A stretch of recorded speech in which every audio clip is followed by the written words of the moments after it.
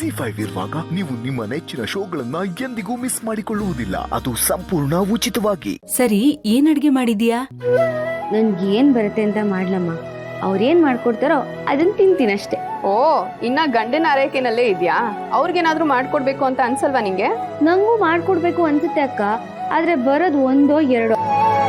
ಅದನ್ನ ಎಷ್ಟ್ ಸತಿ ಅಂತ ಮಾಡ್ಲಿ, ಎಷ್ಟ್ ಸತಿ ಅಂತ ತಿಂತಾರೆ, ಬೇಜಾರಾಗಲ್ವಾ ಅವ್ರಿಗೆ? ಸರಿ ಸರಿ, ನೀನ್ ನೆಕ್ಸ್ಟ್ ಟೈಮ್ ಅವ್ರನ್ನ ಇಲ್ಲಿ ಕರ್ಕೊಂಡ್ ಬರ್ತೀಯಲ್ಲ, ಅವ್ರ ಹತ್ರನೇ ಅಡ್ಗೆ ಮಾಡ್ಸೋಣ.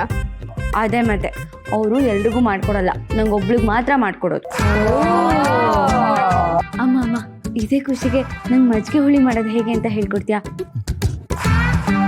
ಅವ್ರು ಬರೋ ಟೈಮ್ ಅಷ್ಟೊತ್ತಿಗೆ ನಾನು ಮಾಡಿ ಅವ್ರಿಗೆ ಸರ್ಪ್ರೈಸ್ ಕೊಡ್ತೀನಿ.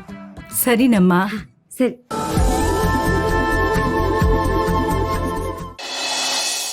ಒನ್ ಅವರ್ ಆಯ್ತು, ಇನ್ನೂ ಮಾತಾಡ್ತಾನೆ ಇದ್ದಾರೆ.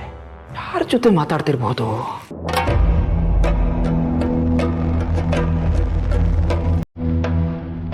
ಇವ್ರ ಖುಷಿ ನೋಡಿದ್ರೆ ಇವ್ರ ಮನೆಯವ್ರ ಜೊತೆನೆ ಮಾತಾಡ್ತಾ ಇದ್ದಾರೆ ಅಂತ ಅನ್ಸುತ್ತೆ.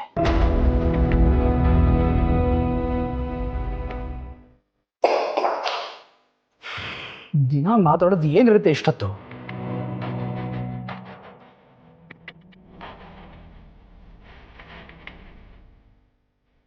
ಅಮ್ಮ, ನೀನ್ ಹೇಗ್ ಮಾಡೋದು ಅಂತ ಹೇಳ್ತಿರೋದು ಕೇಳ್ತಿದ್ರೇನೆ ಸಕ್ಕದಾಗಿ ಬರುತ್ತೆ, ನೀನ್ ಮಾಡೋ ಥರನೇ ಬರುತ್ತೆ ಅನ್ಸ್ತಾ ಇದೆ. ಜಾನು, ಅತ್ತೆ ಹೇಳಿದ ತರ ಮಾಡಿದ್ರೆ ಅವ್ರು ಮಾಡಿದ ಹಾಗೆ ಇರುತ್ತೆ, ಅದ್ರ ಬಿಟ್ರೆ ನಾನ್ ಮಾಡ್ದಂಗಿರುತ್ತಾ? ಅದ್ಕೆ ಈ ರೀತಿ ದಿನಾ ಫೋನ್ ಮಾಡಿ ಒಂದೊಂದು ಅಡ್ಗೆ ಹೇಳ್ಸ್ಕೊಳ್ಳೋ ಬದಲು ಒಂದ್ 15 ದಿನ ಇಲ್ಲೇ ಬಂದಿದ್ದು ಬೇರೆ ಬೇರೆ ಅಡ್ಗೆಗಳನ್ನ ಕಲ್ತ್ಕೊಂಡು ಹೋಗು. ಆವಾಗ ನಿನ್ ಗಂಡಂಗೂ ದಿನಾ ಬೇರೆ ಬೇರೆ ತರದ ಅಡ್ಗೆನೆ ಮಾಡಿ ಹಾಕ್ಬಹುದು. ಇನ್ಮೇಲೆ ಹಾಗೆ ಮಾಡ್ತೀನಿ ಬಿಡಿ. ನನ್ಗೂ ದಿನ ಬೆಳಗ್ಗೆ ಆ ಬ್ರೆಡ್ ಜಾಮ್ ತಿಂದು ಬೋರ್ ಆಗೋಗಿದೆ. ಓ, ನಮ್ ಖುಷಿ ಪುಟ ತಿನ್ನೋದೇ ತಿಂತಿದ್ಯಾ ಅನ್ನೋ? ಒಂಥರ ಹಾಗೆ ಅನ್ಕೊಳೆ ಅಕ್ಕ.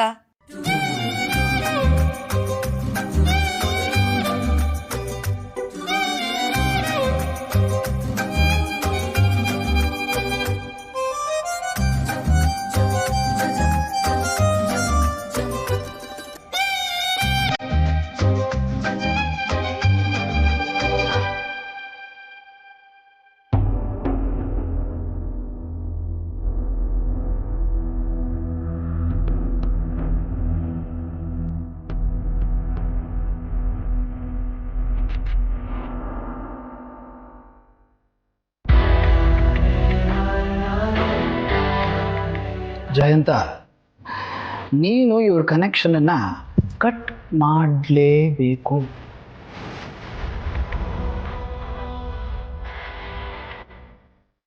ಇಲ್ಲದೆ ಹೋದ್ರೆ ನೀನ್ ಟೆನ್ಷನ್ ಅಲ್ಲಿ ಸಿಕ್ಕಾಕ್ತೀಯಾ?